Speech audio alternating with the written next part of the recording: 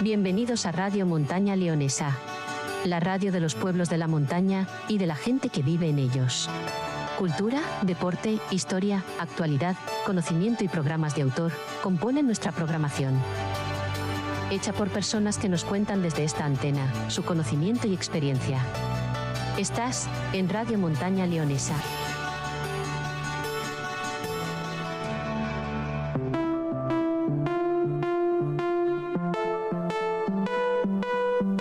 En Boñar, hacemos las cosas amablemente. Un invitado con el que descubrir la vida desde puntos de vista inesperados. Conducido y presentado por Amable Pascual, en Radio Montaña Leonesa. Amablemente, píldoras de radio para descubrir personas maravillosas. Pues aquí estamos de nuevo en una nueva edición de Amablemente. Los invitados que tenemos es que no bajamos el nivel porque son personas importantes y personas con una trayectoria que hoy no iba a ser menos. El invitado que tenemos hoy, si le pinchamos seguro que sale sangre margata por sus venas, porque es de Boñar a más no poder. Pero también me gustaría que a lo largo de la entrevista nos desarrollara un poco de su vida académica, porque ha sido muy importante y muy interesante, y yo creo que también bastante desconocida para todos los vecinos y para toda la gente de la montaña. Hoy está con nosotros Alberto Enrique de la Torre García. Sí, señor. Buenos días. Encantado. Y diría que asombrado de este estudio que tenéis aquí. No sé, lleno de creatividad, de originalidad, me imagino que de buen hacer.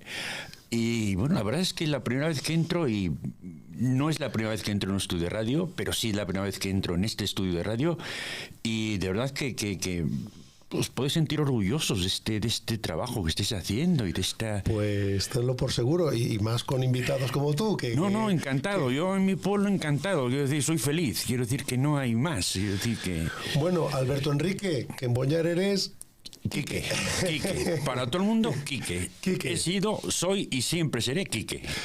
Oye, para el que no te conozca, que no sé si habrá alguno por ahí, porque por el mundo alante serás Alberto Enrique de la Torre García. No, aquí Quique. Aquí, y eres Quique. El hijo de Marujis. Ni más ni menos, y el hijo de Enrique. Y hermano de Begoña y María José. Y uno más de Boñar. Ni más ni menos. Oye, recuerdo, y ahora nos cuentas un poco, diste el pregón hace, no sé cuándo fue, 2 o 3 años. En el año 21. Bueno, pues en plan pandemia, el primero después de la pandemia. Y a mí personalmente me gustó mucho porque sí hiciste una semblanza de lo que era la vida de los niños de tu época, de todo lo que habían vivido relacionado pues con la religión, con los valores de entonces y todo esto. ¿Tú cómo recuerdas tu infancia aquí? Pues yo recuerdo la infancia pues como la de cualquier niño de aquí, como la de los niños que estábamos en los años 60. Yo nací en el 56.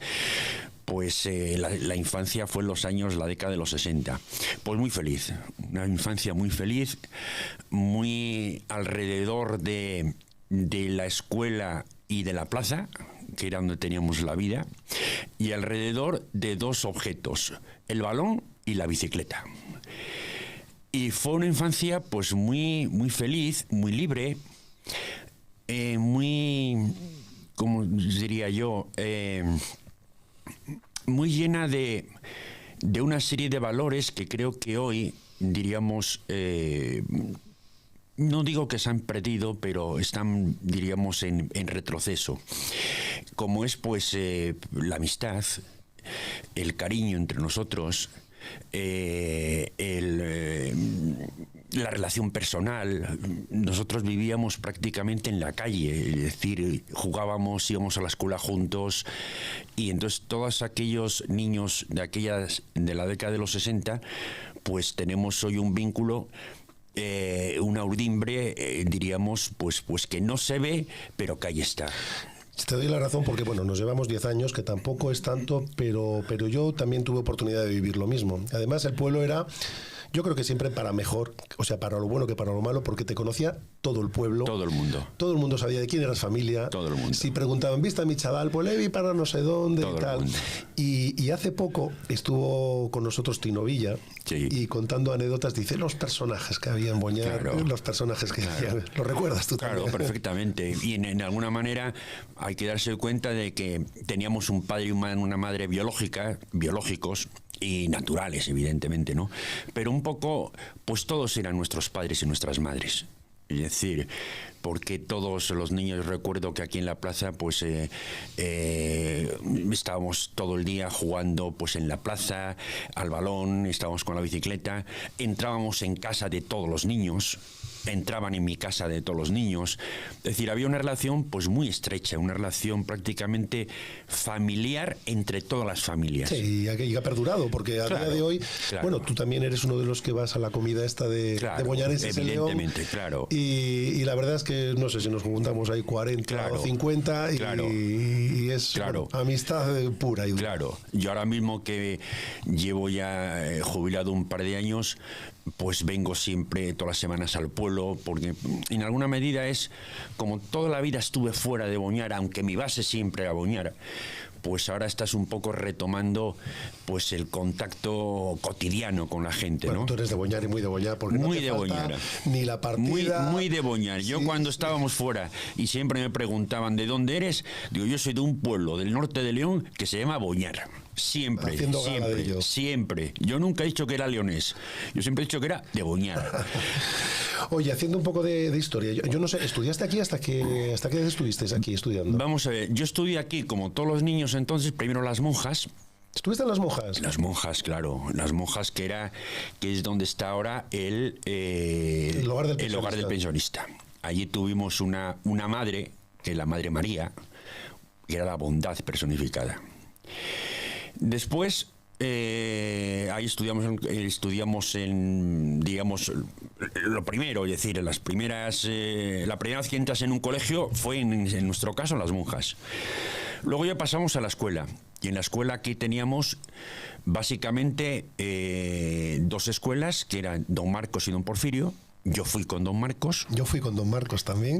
Don Marcos, en la escuela que entonces está en Las Heras. Sí, sí.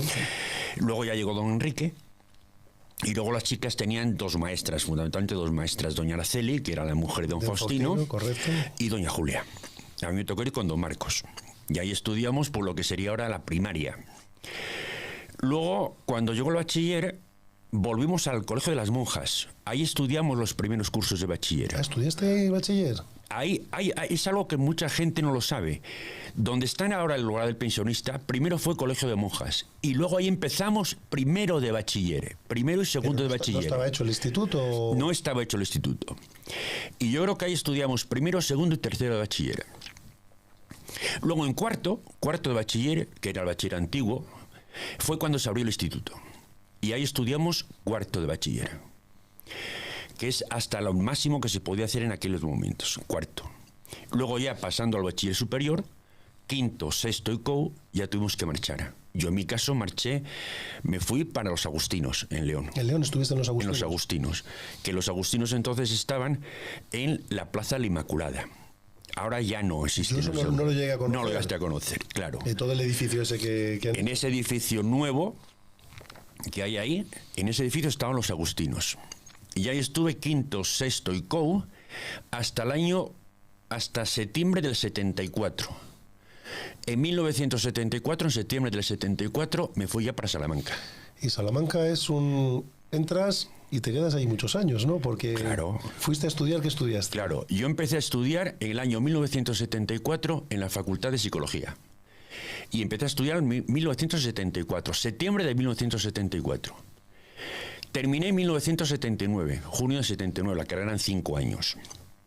Oye, ¿y por qué psicología? Pues la verdad no te lo sabría decir. Yo estaba bastante...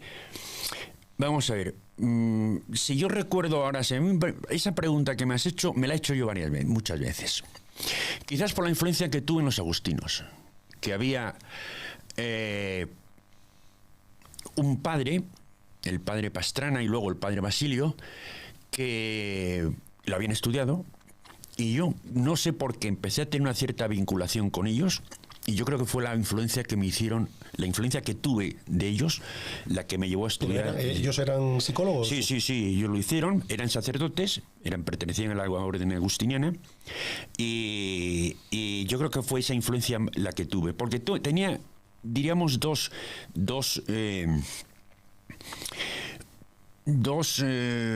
preferencias básicas. Una esa y otra era derecho.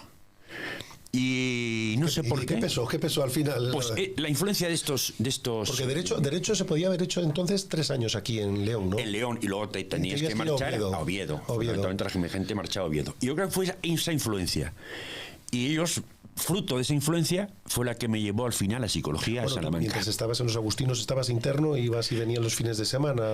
Estaba interno, no te dejaban. Y venías básicamente una vez al mes, que por cierto yo lo llevé muy mal, horrible. Sí. Yo los primeros meses internos agustinos, recuerdo una vez mi madre, que si me escucha se acordará perfectamente, me dejó en el colegio y me marché del colegio, o sea, me escapé. Y fui a la estación de autobuses. Y mi madre desde el autobús tuvo que mandar parar el autobús para cogerme y llevarme otra vez al colegio. Fatal. Bueno, que rebelde, pero bueno. No era rebelde, era dolor. Era dolor. Los niños, cuando marchamos entonces de casa, para nosotros ir a León hoy es... Yo hace un ratito que he llegado de León. Y tú vas y vienes al día 2 veces y no pasa nada. Estaba mucho más lejos. En aquellos momentos era como ir al fin del mundo. Era un desarraigo... A mí se me rompió el alma los primeros meses de internos agustinos. Es un buen recuerdo de los agustinos. Sí, no. Después ya, quiero decir, esto sería 3 meses, el primer trimestre. Bueno, pues muy chavalín. Horrible. Que, por cierto, hay bastante relación con gente del pueblo de los agustinos. Luis Alfonso, presidente de la Asociación de Salud. Pepe Valladares, que ha estado con nosotros aquí en el programa también muy relacionado. Y todo esto. ¿Sigues vinculado algo con los agustinos o alguna relación o has vuelto por allí? No, porque desde que... dejaron el colegio y se fueron para arriba, me parece que están por la zona de... Sí, en la carretera de Alfageme. Por ahí, sí. Perdimos vinculación. He preguntado por varios de los... Ya gente ya que ha fallecido, ¿no? Bueno. Pero voy por la parroquia mucho. Y un chaval de Boñar que y después a Salamanca. En el año 70, en septiembre del 74. Y aquello de gente efervescente, la universidad, eso como... Fueron años 74. Bueno, y unos años también con la muerte de Franco y todo eso. Eso lo hicimos, sí. ¿Cómo era la universidad? Fueron años... Pues una universidad, evidentemente que no tiene nada que ver con la actual, una universidad muy en efervescencia política, pero fíjate, más que la Universidad de Salamanca, la Universidad Pontificia de Salamanca, la Universidad de la Calle y la Iglesia.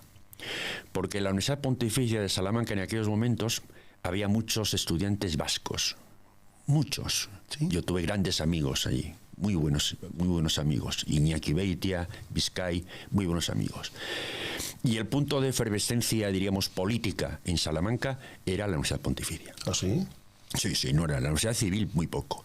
La Universidad Civil teníamos muchas huelgas también, evidentemente. Yo recuerdo perfectamente el día que murió Franco, el 20 de noviembre del 75. Pero la efervescencia política era fundamentalmente de la Universidad Pontificia. ¿En qué se traducía? ¿Había más activismo? Mucho más activismo político. Charlas, no sé. Charlas, encerronas, o sea, hay que decir, ¿no? Porque en aquel momento había en la Universidad Pontificia un profesor, sacerdote, que era él, diríamos, el cerebro de la Universidad Pontificia, era vasco. Después todo el mundo le conocía, voy a decir quién es, que era Setién. Entonces Setién, claro, era el canciller entonces de la Pontificia y era una persona muy vinculado a los movimientos separatistas, voy a decir así, independentistas vascos. O sea, Setién estaba en la Pontificia en aquellos años. Claro. Entonces la Pontificia era el punto, lo que llamábamos entonces la Casa Grande, que era, diríamos, una parte de la Pontificia donde allí las encerronas de estudiantes del año 74, 75, 76 eran todas las semanas. Muy duras. Y ese fue el punto básico, ¿no? Desde el punto de vista político en la Universidad de Salamanca. Lo que era nuestra universidad, la universidad que se conoce como Universidad de Salamanca, la Universidad Civil, era una universidad, diríamos, más pacífica, más dentro de los cánones, ¿no? Había sus núcleos, ¿no? Fundamentalmente alrededor de la Facultad de Derecho, porque en aquellos momentos estaba Tierno Galván. También ¿no? coincidía allí. Claro. Yo a Enrique Tierno le recuerdo perfectamente pasear por los jardines de Anaya, porque nosotros teníamos clases en la Facultad de Filosofía, entonces, que estaban los jardines de Anaya, enfrente a la catedral. Y yo recuerdo perfectamente a Enrique Tierno Galván pasear por... Pero ¿por qué históricamente en casi todas las universidades psicología, filosofía y derecho suelen ser tan efervescentes, con las reivindicaciones tan politizadas en algunos casos? Sí. ¿Qué caldo de cultivo tenéis los estudiantes que vais a esas facultades? Quizás porque el profesorado de estas facultades normalmente era un profesorado intelectualmente muy potente, muy potente. En Salamanca en aquellos momentos, pues en Derecho estaba Enrique Tierno, estaba Gloria Begué, que fue luego vicepresidente del Tribunal Constitucional, estaba Paco Francisco Tomás y Valiente, que fue presidente del Tribunal Constitucional y que luego fue asesinado por ETA en la Autónoma de Madrid. Luego en Letras estaba Bustos, estaba Maldonado, o sea, gente intelectualmente muy potente y gente muy vinculada desde un punto de vista ideológico diríamos, a los partidos de izquierda. Entonces en estas facultades había muchísima efervescencia política. Otras facultades, entiéndase, por ejemplo, medicina, farmacia, químicas, pues bueno, el profesorado intelectualmente era técnicamente muy bueno, pero desde un punto de vista intelectual, desde un punto de vista ideológico, pues era más neutro. Era más, ¿no? Pero la facultad, yo recuerdo perfectamente, nosotros dábamos clases en la Facultad de Filosofía, que estaba en los jardines de Anaya, y es unos jardines muy bonitos, ahí al lado de la catedral. Y entonces allí pues era muy normal el que ahí hubiéramos grupos de estudiantes alrededor pues de Enrique Tierno, por ejemplo, o alrededor de Alberto Berkovich, por ejemplo. ¿Y eran accesibles? O sea, sí. Es decir, ahí las escaleras de la Facultad de Anaya, allí pues era relativamente cotidiano pues estar un grupo de profesores fumando, o sea, de alumnos fumándonos nuestro cigarro y charlando, y acercarse a un profesor y empezar a hablar con él y estar a lo mejor allí 20. Pues eso era normal. Qué experiencia más. Claro, entonces tenías el influjo de toda esta gente que era muy potente ideológicamente. Pero claro, nos formaban y nos llevaban hacia caminos, diríamos, más bien de... Pues qué personalidades. 74-79. 74-79. Yo termino la carrera, la licenciatura, en junio de 1979. ¿Y qué te planteas con tu vida? Yo no me planteaba nada. Lo que pasa es que tuve como ocurre tantas veces en la vida, un puro elemento de azar. Yo en último curso de carrera, en quinto curso de carrera, tuve un profesor, un gran profesor, en el cual yo saqué matrícula en su asignatura. Una asignatura que me gustó mucho, que era Psicología Social. Mucho me gustó esa asignatura y la estudié mucho. Y saqué una matrícula. Y entonces fue la única matrícula que ese profesor dio en ese curso. Y cuando fui a por la nota, porque entonces se daban unas papeletas, una especie de... una papeleta así, yo tenía una nota allí. Además era dura, era muy dura, pero a mí me gustó mucho esa asignatura. Y matrícula de honor. Y una nota que me ponía: pase por favor por el despacho a hablar conmigo. Bueno, yo pues un poco entre asustado y entre... no sé qué sentimiento tenía entonces. Pasé. ¿Y qué pasó? Entonces, profesor Garrido, sí, pues yo soy Alberto de la Torre, mire, y tengo esta... Ah, ustedes, pase. ¿Qué va a hacer ahora? Digo, pues no lo sé. La verdad es que no tengo ni idea qué es lo que voy a hacer. Pues me imagino que marchar para mi tierra y, bueno, pues empezar a buscar trabajo. Y me lo dijo así a bocajarro, o sea, como se lo estuviera viviendo ahora mismo. ¿Te gustaría entrar a la universidad? Y yo digo, pues le debo decir, pues no lo sé, es que no sé ni de qué va esto. Yo era un estudiante recién terminada la carrera, o terminando la carrera. Sí.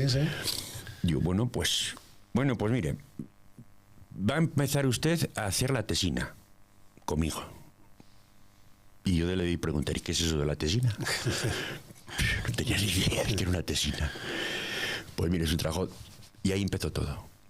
Entonces empecé, esto sería sobre junio del 74, y a ese verano me lo pasé en Salamanca, cosa que no me debió de gustar mucho. No agradeciste. Pero bueno, tuve que pasar todo el verano en Salamanca haciendo la tesina. Porque las vías de la oposición o la empresa privada no las planteaste... No, es que surgió así. Entonces empecé a hacer la tesina. Y la tesina me llevó desde julio del 74, estamos hablando pues recién terminada la carrera, pasé todo el verano trabajando, no sabía inglés, porque yo era de la época del francés, claro. Y entonces este buen hombre, con todo el amor de paciencia, pues me tuvo que empezar a enseñar pues la M con la A, ma, la T con la A, ta, todo junto, mata. Empecé así y tuve que empezar a traducir artículos en inglés con un bolígrafo en la mano derecha y el diccionario en la izquierda. Picando piedra ahí. Picando piedra. Oye, picando piedra. Para los que no sepan, y ahora me corriges, porque me he permitido buscar qué es la psicología social, a ver si lo ven eso. Y dice que estudia los comportamientos de las personas, o sea, la influencia en los comportamientos de las personas por personas, presencias reales, imaginadas, de otras. O sea, ¿cómo podemos modificar nuestro comportamiento? La influencia que tiene el ambiente social en la formación de nuestras ideas, nuestras creencias y nuestra forma de comportarnos. Así, en dos palabras... pero eso es muchísimo. Es que claro. nos vemos influidos por publicidad, por los medios de comunicación, por el resto de personas, claro, evidentemente. Hay mucha tela, hay que cortar, ¿no? Evidentemente, claro. Y entonces ahí pues empiezan todos los desarrollos de la psicología social, que van desde las áreas cognitivas, cómo nos formamos ideas, cómo nos formamos nuestra mente desde un punto de vista de ideas, de pensamiento, hasta del punto de vista que ya fue en lo que terminé y lo que luego ya me orienté, que fue la vinculación entre la psicología social y la economía. Cómo las personas, desde un punto de vista económico, cómo nos formamos las ideas económicas. Y ese fue después el núcleo básico de mi trabajo en los últimos 25 o 30 años. El caso es que entraste en el 74 y entré en el 74, en junio del 74 terminé la carrera. En febrero del 75 estaba dando clases. Y estaba dando clases con 23 años a alumnos de 28, 30, 40 años. Pues te bregaste bien. El primer día que entré en clase nunca se me olvida. ¿Creí que eras un alumno? Efectivamente. El primer día que entré en clase, que fue allí en la Facultad de Educación, yo llegué, había un claustro y había un grupo de profesores, un grupo de alumnos esperando al profesor. Entonces yo llego, buenas tardes, ¿está aquí la clase de psicología social? Sí, aquí la damos, estamos esperando al profesor. Yo soy el profesor. Anda ya. Nunca se me olvida de eso. Claro, evidentemente la vida viene así. Y la vida... Oye, Quique, ahora, a partir de ahí ya no hubo vacaciones, ¿eh? O sea, a partir de junio del 74... Ya cambió todo. Yo ya no tuve vacaciones hasta el año 2000. Quiero decir que ya fue todo... Todo a peor. Venía a Navidades a Boñar, mi madre lo puede decir. Yo llegaba a Navidades a Boñar el día 24 a las 7 de la tarde. Y marchaba el día 25 a las 5 de la tarde. Hasta arriba estabas. Ni 24 horas estaba. Oh, ¿qué te iba a decir? Ahora que hablas de dar clases, y yo que tengo a mis hijos en la universidad y lo que veo, y comentaste antes que la universidad de antes no se parece a la de ahora. Yo ahora, con tanta tablet, con los móviles y todo esto, seguro que te ha pillado todavía los últimos años. ¿Es mejor, es peor, es distinto? Es distinto. ¿Qué pasa con la universidad? Si hay una cuestión que ahora tuviera posibilidad de cambiar en la universidad y me dijeran, dígame usted una cuestión o dígame un elemento en el que la universidad debe de cambiar. Yo solamente diría uno: el contacto profesor-alumno. Para un alumno en la enseñanza, sea cual fuere el nivel de enseñanza, desde niño que entra en la guardería hasta la universidad que sale graduado, el elemento básico, el elemento central de la docencia, ya desde los griegos, es el contacto alumno-profesor. Si eso se pierde, podremos formar alumnos técnicamente muy buenos, que se les forma. Pero desde un punto de vista de formación intelectual que entra dentro de ti, el contacto con el profesor es fundamental. Es que y eso se ha perdido, o se está perdiendo. Quique, y desde el punto de vista del profesor, ¿no es también un poco desmotivante dirigirte a un aula en el que está todo el mundo detrás de una pantalla, aparentemente tomando apuntes desde un portátil, pero a saber si están en redes sociales y todo esto? Claro, sí, claro. Y dice, no, es que entra en el examen o me pasas la presentación. Sí. Yo en eso tengo que decir, y aunque sea de mala educación hablar de uno mismo, sí tengo que decir que yo eso nunca me ha pasado. Yo mis clases en Salamanca, y es de mala educación, posiblemente no debiera decir esto, eran clases de cuarto curso, de una troncal fuerte, 2 grupos de 130, 140 alumnos, yo les tenía en tensión toda la clase. Y además lo notaba. El profesor nota cuando está delante de un aula donde tienes 130, 120, 140 alumnos, nota perfectamente si el alumno está en clase o está en babia. Lo nota perfectamente. Y eso, el profesor tiene que hacer un esfuerzo de implicación personal, de transmisión de conocimiento, pero también el alumno tiene que notar que el profesor se implica y está metido con ellos. Hablando un poco de los jóvenes y desde una perspectiva profesional, que seguramente esto no es un tema que es de tu área, pero bueno, la psicología, ¿qué ocurre con los jóvenes? Y yo no lo sé si en la montaña, pues no sé, desencanto, es que yo no lo sé si hay hasta desmotivación, no quiero decirlo, pero bueno, hay hasta tendencias, no sé, suicidas y todo esto. ¿Hay herramientas? ¿Se puede hacer algo?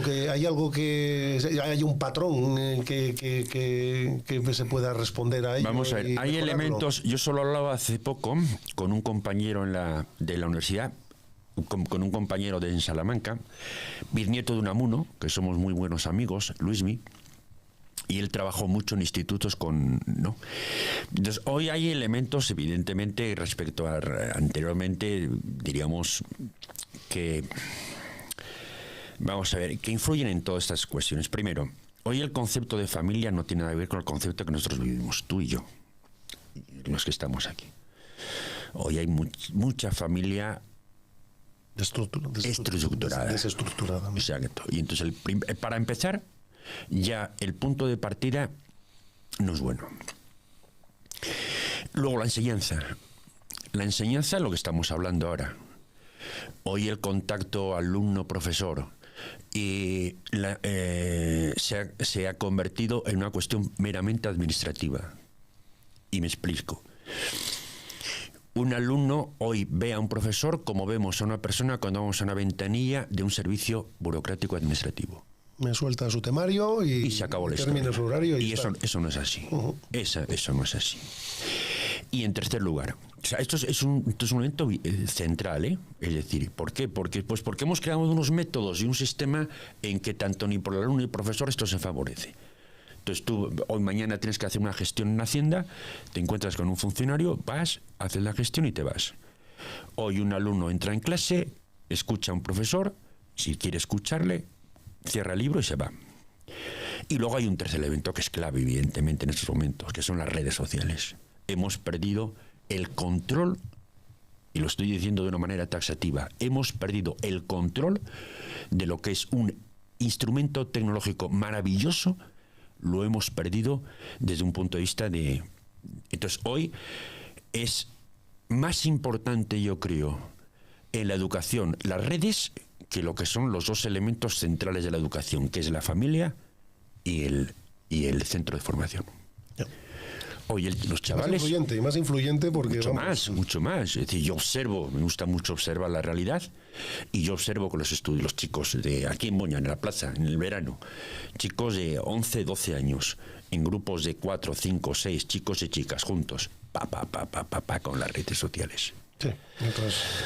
Cuando antes era la bicicleta, el balón. Y el balón. Antes, y el balón. Y mejor o peor. Y el reguero, lo que fuera. Mejor o peor. Distinto. Hay que adaptarse a la realidad. Eso es incuestionable. No podemos escapar de lo que hay. Eso... Ahora, hay que saber integrar todo esto.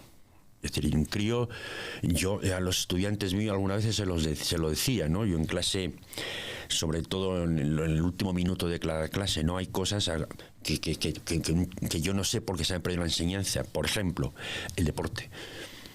Por ejemplo, la música. la música. Aquí, ahora que he venido, me dicen, aquí tenemos un... O sea, yo introduciría en la enseñanza elementos de este tipo. La filosofía también se ha eliminado del currículum. Pero sí, pero más que contenidos, materias o especialidades, o como quieras llamarlo, o instrumentos que te socializan para ser un buen ciudadano. La música. Deportes, el teatro. Teatro. Artes escénicas, el teatro, el cine. Yo se lo decía a mis estudiantes de cuarto curso de carrera, y los estudiantes se me quedaban mirando con la boca abierta y me decían... La universidad, que es una época que te permite participar en actividades que, bueno, muchas veces en los pueblos o donde vienes, en los institutos no has tenido oportunidad. Y a mí me lo decían los estudiantes, ¿cuánto le agradecemos a usted estos comentarios que nos está haciendo? Porque nadie nos lo ha hecho. Chavales de 22 años. Y nadie les había dicho la importancia que puede tener en su formación, para su vida, ver una obra de teatro, escuchar un programa de radio, entender un poco de música, hacer deporte. Eso se ha perdido. Hoy estamos más preocupados de las aulas, por las tablets, por esto, por lo otro, sí. Y tú a un chaval de 7 años, 8 años, le empiezas a enseñar música, y ese chaval cuando tiene 11, 12 años, se ocupa menos de las redes. No digo que se desocupe de las redes, se ocupa menos de las redes. Hay que priorizar unas cosas sobre claro. Otras. Oye, por continuar con Salamanca, bueno, que estás dando clases y, bueno, en el 88 hay un hito en tu vida académica, ¿no? Que te haces doctor. 87. En diciembre bueno, del 87. Pues vete a la web porque te ponen el 88, ¿eh? ¿Ah, sí? Sí, sí.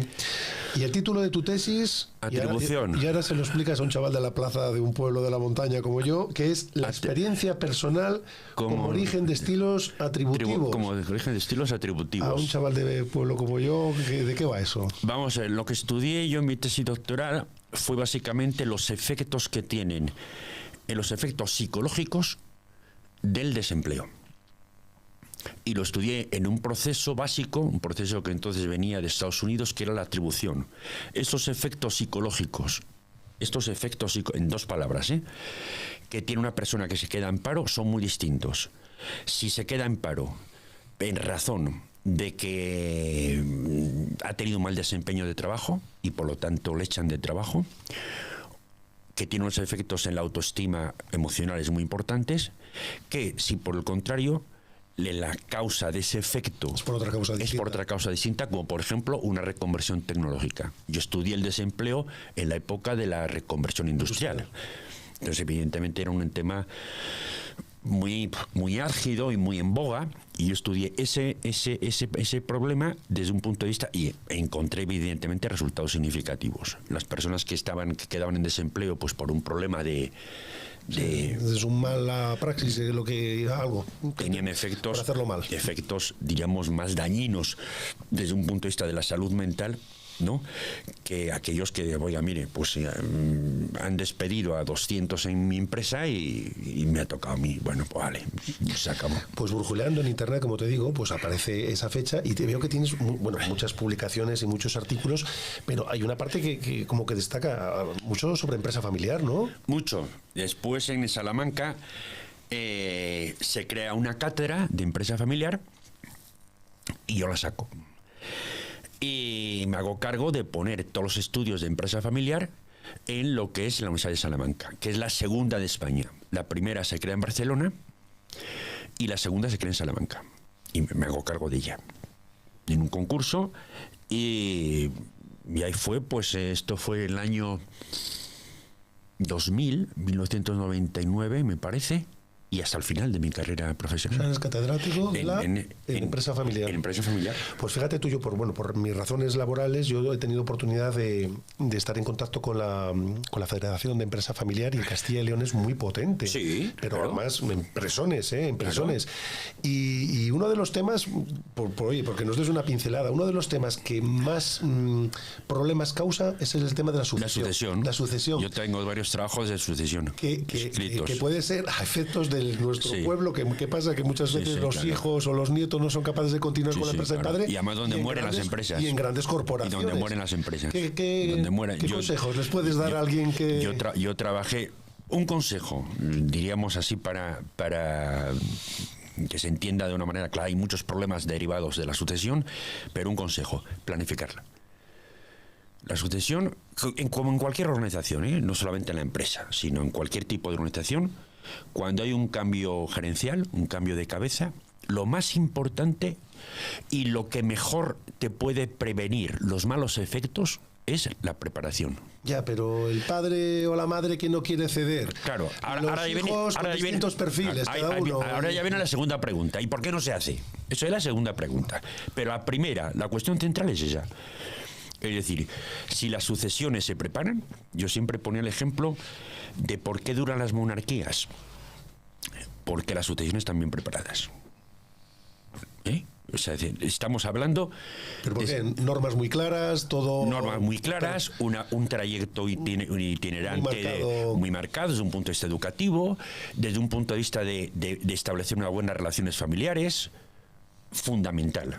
Y entonces varios de los trabajos que tengo están sobre la sucesión, casi todo, vamos, sobre la sucesión. Una tesis doctoral que dirigí fue sobre la sucesión, y básicamente es esto.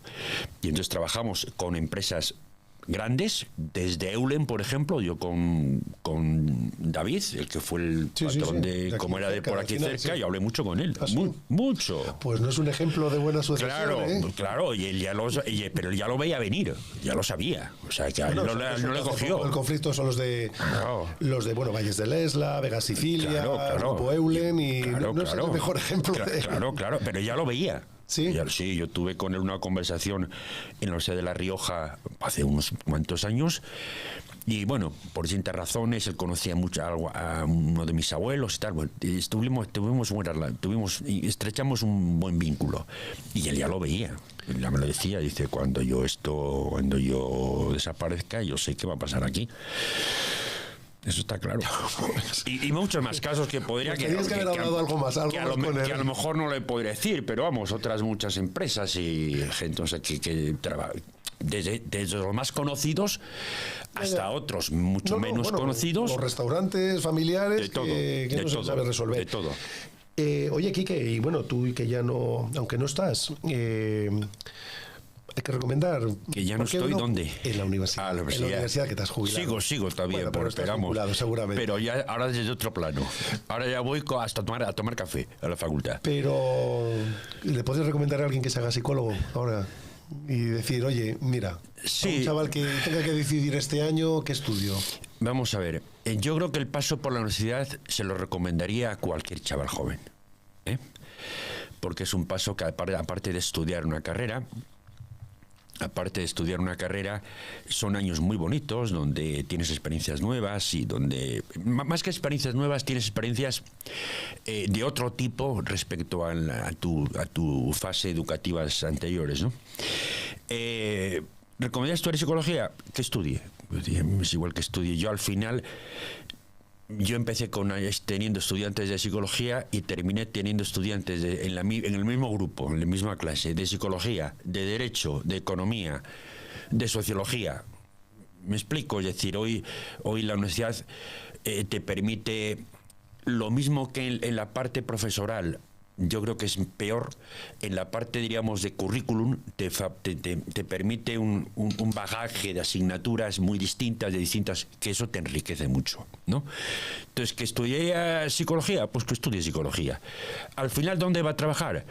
Pues mire, como en cualquier carrera hoy. Yo siempre decía a los estudiantes, digo, mira, hay 2 carreras o 3 carreras, ¿vale? En el cual cuando uno se pone a estudiar sabe que más o menos va a terminar ahí. El resto no. Que es la de médico, la de maestro y la de cura. Los 3. El médico va a terminar normalmente en medicina. El maestro normalmente va a terminar dando clases a niños. Y el cura va a terminar normalmente diciendo misa. Normalmente. El resto... Bueno. Pues, Quique, aquí Cipri, que ha estado callado hasta ahora, pero ha estado tomando notas. No lo sé lo que te ha preparado, ¿no, Cipri? Pues yo siempre he preparado algo. A veces se puede comer, a veces se puede beber y a veces cuesta de digerir también. Un gran amigo que de la Universidad de Salamanca se llamaba Cipri también. Un gran amigo, sí, profesor de botánica. Yo he conocido a pocos, la verdad que sí. Muy bueno, como tú me imagino. Espero estar a la altura en lo que yo pueda llegar. Digo, mira, Alberto, me ha impactado tu definición de los valores que se albergan en décadas pretéritas, en décadas en las que yo también formo parte, porque por ahí andamos todos. Eso del tener más de un padre y una madre en todas las casas de un pueblo, oye, está muy bien. Todos, la verdad es que teníamos referentes siempre en la puerta de enfrente. Claro. Y ahora no tenemos muchas veces referentes ni en la puerta de dentro.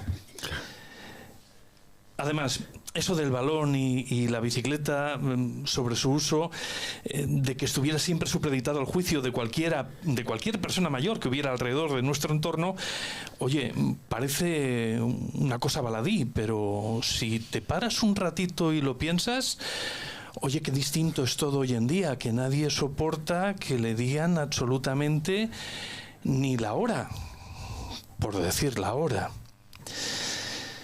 Es una persona con una memoria prodigiosa. Me ha alucinado mucho cómo cuadraba las fechas y las horas y los tiempos, ¿no? Y a día de hoy todavía es capaz de preguntarse la razón o razones que le empujaron a estudiar psicología después de haber corrido toda la carrera. Más o menos lo va estudiando y creo que lo ha explicado también, que en grandes trazos lo tiene muy claro. Todavía lo siente más que lo recuerda, eso de ser interno de cualquier institución. Y eso de sentir y recordar siempre tiene que ir un poquito de la mano, porque le da valor tanto a una cosa como a la otra.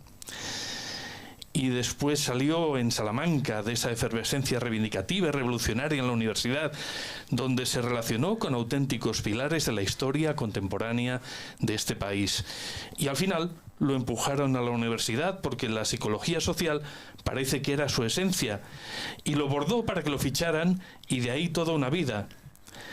No sé si en algún momento de su vida académica les dijo a sus alumnos y oyentes aquello de, como decíamos ayer. Bueno, él en su fuero interno lo sabrá. Familia, docencia y contacto humano, más las redes sociales han generado un mundo al que la palabra peligroso se le queda muy corta. Qué bueno recuperar de la reivindicación de este hombre las sanas costumbres de las artes y lo puramente analógico. Sin embargo, el mundo predica absolutamente lo contrario.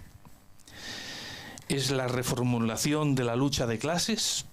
La verdad es que no tengo ni idea.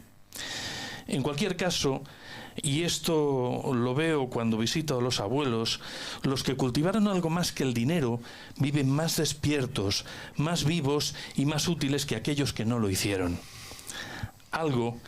Creo que mucho de lo que nos ha contado Quique sirve para cambiar las cosas a mejor. Lo peor de lo peor es no tener cosas que cambiar. El jubilado sí, pero con un aire de pitcher corriendo a la tercera base que no hay quien lo alcance. ¿Qué te parece? Una maravilla. Vamos, que haya sido capaz, en la media hora que estamos aquí, hacer esa composición, una capacidad analítica y no exenta de afecto, simplemente para agradecértelo. Yo creo que hay 2 o 3 redactores ahí detrás. El milagro de prestar atención a lo que no se dice. Agradecértelo mucho. Agradecértelo mucho. Gracias a ti por contarnos tantas cosas hermosas. Agradecértelo mucho. Quique, ¿sí? Muchas gracias por estar aquí y por la sorpresa de ver el estudio que hay aquí en Radio Montaña Leonesa. Que tengo mucho aprecio por tu familia, que lo sabes. Tu padre lamentablemente falta, pero tu madre y tus hermanas las tengo entre mucho aprecio. Entre esa que estábamos, esas familias, que todos éramos un poco familia en el pueblo. Yo recuerdo mucha gente de aquella época con muchísimo cariño. Y cuando voy a veces pasando por el pueblo, aquí vivían, lo dije en el pregón, pero es que es así. Pero entre aquellas familias estaban también tus abuelos. Sí, sí. Gregorio y Clotilde. ¿Y sabes por qué? Pues a ver. Pues porque yo pasaba mucho tiempo en casa de mi abuela, que en paz descanse, la madre de mi madre, que vivíamos enfrente. Es verdad. Es verdad. ¿Entiendes? Es que esa calle estaba muy habitada. Entonces, de niño, pues tu abuelo, tu abuela, pues eran unos abuelos más. Pues eso, de la gran familia que decías de antes. que, oye, que hablar con un psicólogo a veces da miedo porque igual nos tiene escalados, ¿eh? De qué pie cojeamos unos y otros. Que va. Pero que, oye, que sepas que no sé si hay muchos, pero que como formas parte un poco del sueño americano de Boñar, de que un chaval de Boñar que puede llegar a ser catedrático y puede llegar a ser doctor, con el esfuerzo y con trabajo, y claro, que tú estás muy orgulloso de Boñar, pero ten por seguro que los de Boñar también estamos orgullosos de gente como tú, ¿eh? Bueno, gracias, pero yo soy muy de Boñar, siempre lo he sido. Siempre lo he sido. Es decir, a mí me gustaba mucho marcharme de Boñar, pero siempre mi base ha estado en Boñar. Para mí Boñar es el centro. La vida. La vida. Y no Boñar el núcleo geográfico, no Boñar esto, sino para mí la montaña, pues, bueno, lo que representa el modo de convivencia, el modo de... Sí. Es vida, para mí es vida. Aquí nací y aquí... Pues nada, que sigas siendo jugador de tute, ¿no? De tute, sí. ¿Regular o bueno? Regular. Depende, el tute depende de las cartas.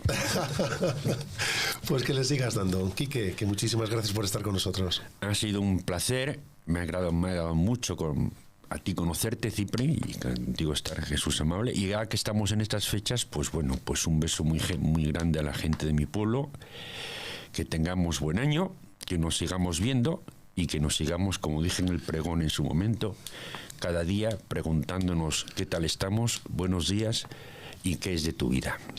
Muy bien, Quique. Gracias. Hasta aquí Amablemente. Regresamos la próxima semana con nuevos invitados para descubrir su vida y aprender de su experiencia.